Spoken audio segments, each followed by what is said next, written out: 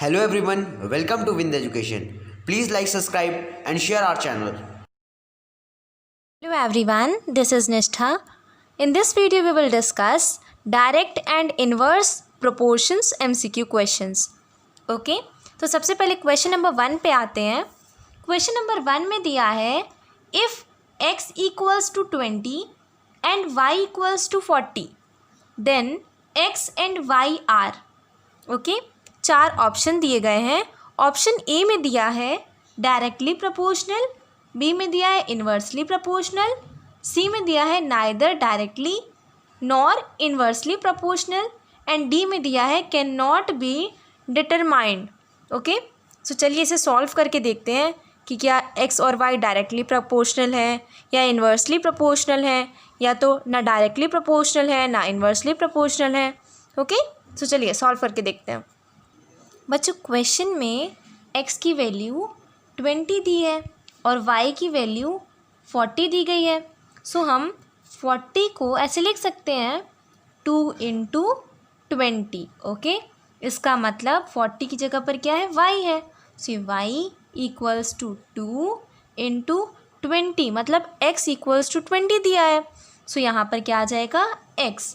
So y equals to 2x। इसका मतलब y x पर डिपेंड कर रहा है। Okay that means option number A correct है। y is directly proportional to x। Directly proportional और इन्वर्सली प्रोपोर्शनल में ये डिफरेंस है। डायरेक्टली प्रोपोर्शनल मतलब होता है जैसे कि दो चीज़ें, एक x है y है, अगर x की वैल्यू बढ़ रही है तो y की वैल्यू भी बढ़े, तो ये होता है डायरेक्टली प्रोपोर्शनल। और इन्वर्सली प्रोपोर्शनल क्या होता है बच्चों, अगर x की वैल्यू बढ़ रही है तो y की वैल्यू क्या हो, घट जाए। ओके सो इसे कहते हैं इन्वर्सली प्रोपोर्शनल। ओके सो यहाँ पर ये रिलेशन क्या हो गया, डायरेक्टली प्रोपोर्शनल हो गया। ओके यहाँ पर जो 2 है इसे कहेंगे 2 is known as proportionality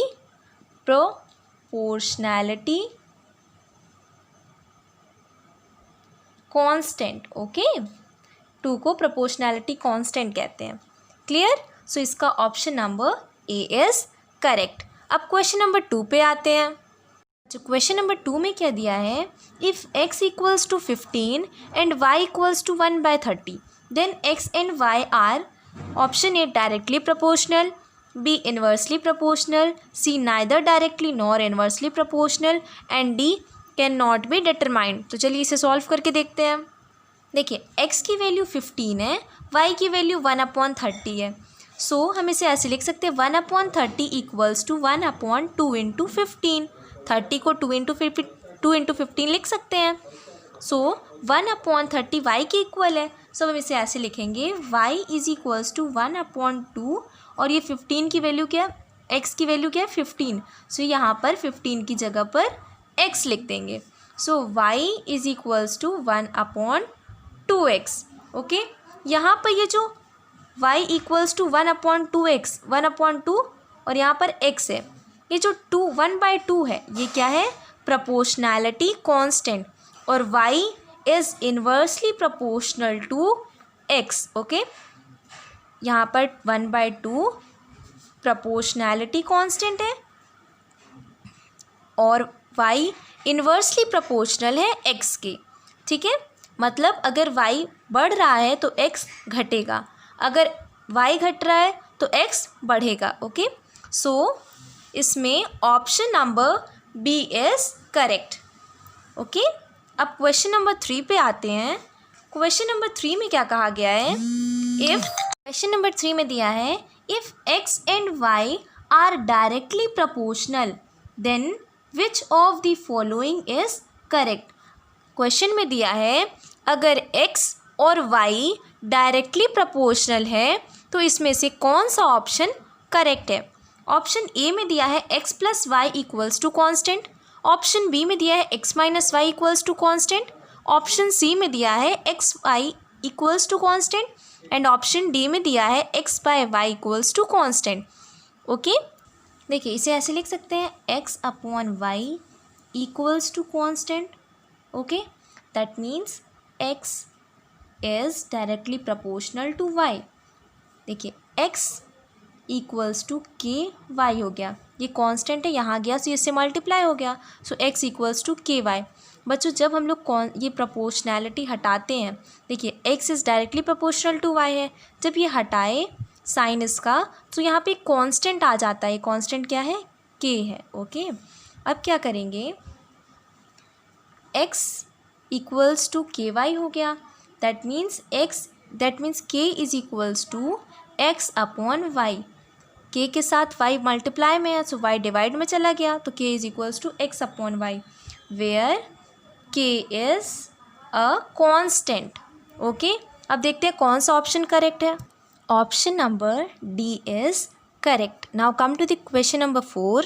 Number 4 is, if x and y are inversely proportional, then option A x plus y equals to constant, option B x minus y equals to constant, option C x y equals to constant, and option D is x upon y equals to constant. So x upon y equals to constant, that means x equals to k 1 upon y. Okay, so x y is equals to k, यहाँ पर के क्या है, constant है। Okay, इसका मतलब x y is equals to constant, so option number C is correct. अब question number 5 पे आते हैं। क्वेश्चन नंबर 5 में दिया है, if x is directly proportional to y, अगर x डायरेक्टली प्रोपोर्शनल है y की and x1 is equals to 5, y1 is equals to 210 and x2 equals to 2, then find y2। Find क्या करना है, y2 फाइंड करना है। 4 ऑप्शन दिए हैं, ऑप्शन ए में दिया है 200, बी में दिया है 84, सी में दिया है 99 एंड डी में दिया है 70। सो चलिए इसे फाइंड करते हैं। देखिए x किसके इक्वल है, x1 इज इक्वल्स टू 5 है, y1 इज इक्वल्स टू 210 है, x2 की वैल्यू 2 दी गई है और y2 की वैल्यू निकालने को कहा गया है। ओके, x किसके प्रोपोर्शनल है, डायरेक्टली प्रोपोर्शनल है y के।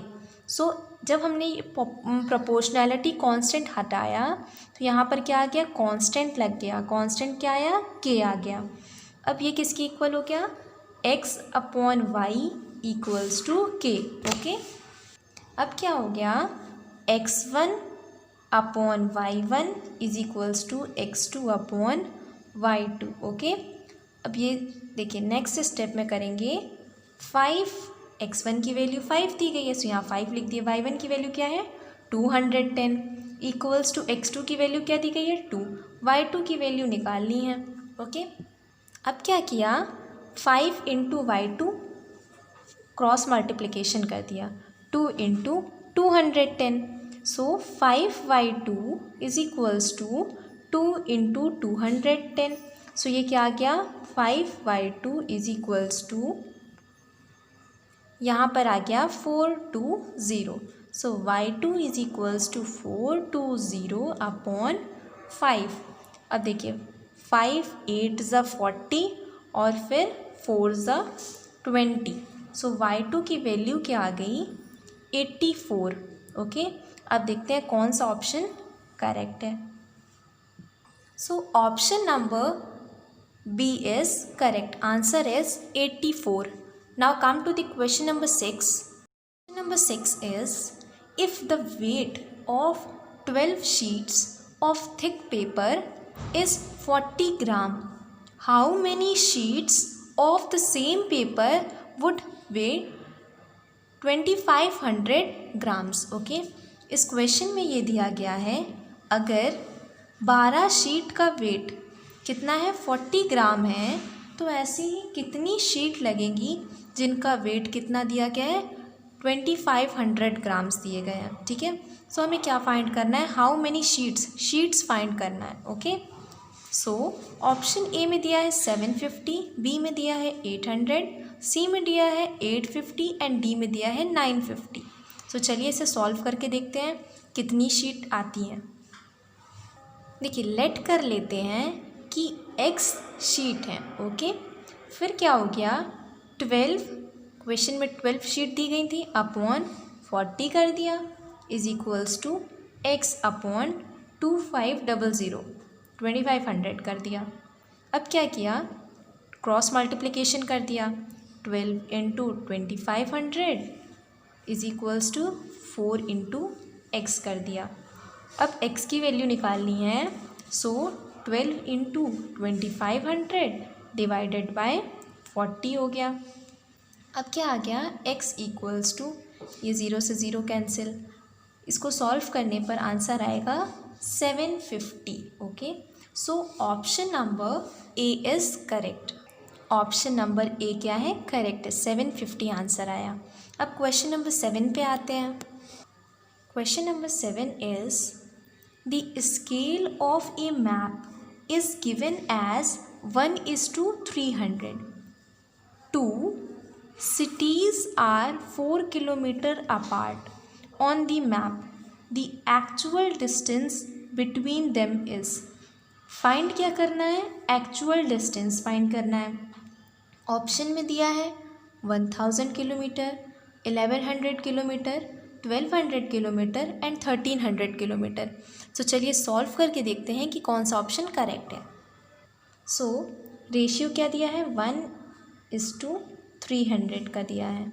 ओके, अब क्या करेंगे, 1/300 इसको ऐसे लिख सकते हैं, इज इक्वल्स टू 4/y कर लिया। ओके, 4/y कर लिया, फिर क्या किया, क्रॉस मल्टीप्लिकेशन कर दिया, y 1 से मल्टीप्लाई हो गया तो यहाँ y आ गया, और 4 300 से मल्टीप्लाई हो गया। ओके, सो y कितना आ गया, 1200 आ गया। Okay, hence the distance between 2 cities is 1200 kilometre. Okay, so option number C is correct. अब क्वेश्चन नंबर 8 पे आते हैं। देखिए क्वेश्चन 8 में क्या दिया है, if x and y are inversely proportional then which one is true. Question में ये कहा गया है, अगर x और y दोनों इनवर्सली प्रोपोर्शनल हैं, सो इसमें से कौन सा ऑप्शन करेक्ट है। ऑप्शन ए में दिया है x1/y1 equals to x2/y2। Option B में दिया है x1/x2 is equals to y1/y2। Option C में दिया है x1/x2 is equals to y2/y1। And option D में दिया है x1 into x2 is equals to y1 into y2। Okay, देखिए क्वेश्चन में क्या दिया था, x is inversely proportional to y। So हमने ये लिख लिया, x is inversely proportional to y। Okay, directly proportional में ये होता है कि x, ये सिंबल यूज़ करते हैं, x is directly proportional to y, और इन्वर्सली में भी यही सिंबल यूज़ करते हैं, पर y 1 से डिवाइड 1/y हो जाता है। ओके, ये डायरेक्टली प्रोपोर्शनल ऐसे रहता है, इन्वर्सली प्रोपोर्शनल मीन्स 1 के अपॉन में आ जाता है। ठीक है, अब क्या हो जाएगा, x इज इक्वल्स टू, जब ये प्रोपोर्शनल हटाया हमने साइन, सो प्रोपोर्शनैलिटी कांस्टेंट आ गया, जिसे क्या कहते हैं, k 1/y आ गया। फिर एक्स वाई किसके इक्वल हो गया, k। सो क्या हो गया, x1 y1 is equals to x2 y2।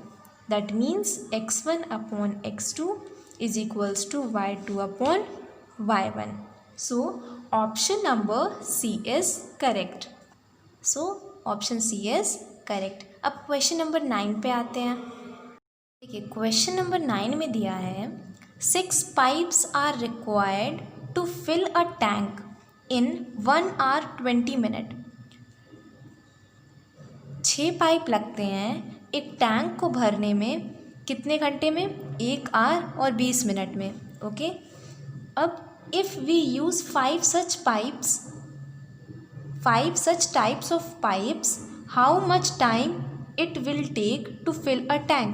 अगर हम वैसे ही 5 पाइप ले लेते हैं तो हमें कितना टाइम लगेगा एक टैंक को फिल करने में।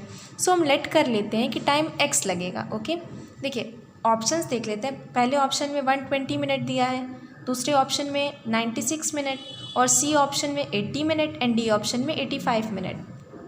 सो हमने लेट कर लिया कि जो टाइम लग रहा है वो x है। ओके, अब देखिए 6 पाइप मिलके एक टैंक भरते हैं 1 आवर 20 मिनट में।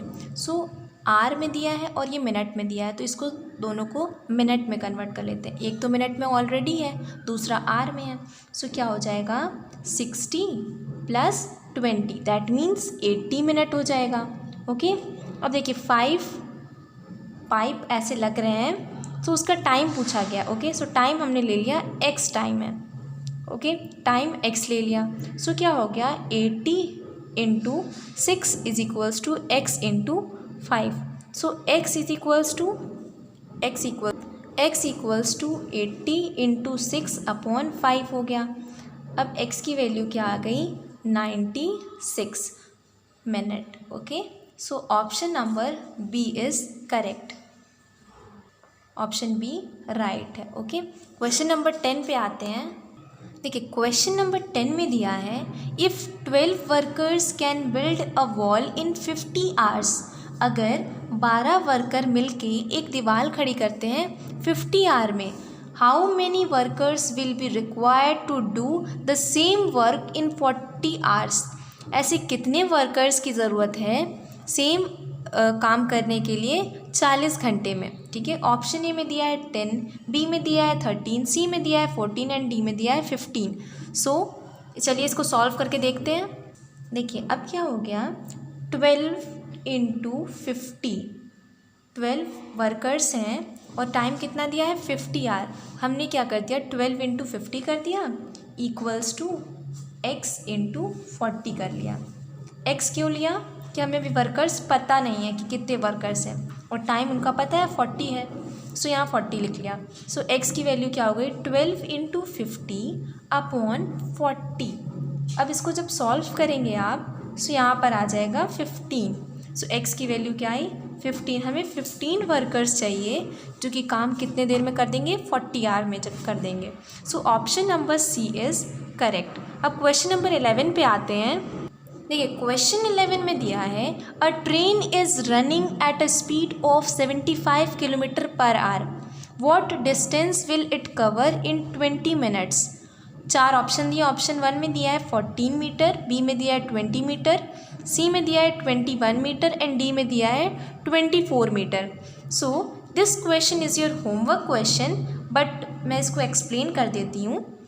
अ train is running at a speed of 75 km/h। एक ट्रेन है जो कि 1 आवर में 75 किलोमीटर चल रही है। Okay, 75 kilometre. अब क्या करना है find the distance will it cover in 20 minutes. हमें फाइंड क्या करना है डिस्टेंस फाइंड करना है कि वो 20 मिनट में कितनी डिस्टेंस कवर कर रही है।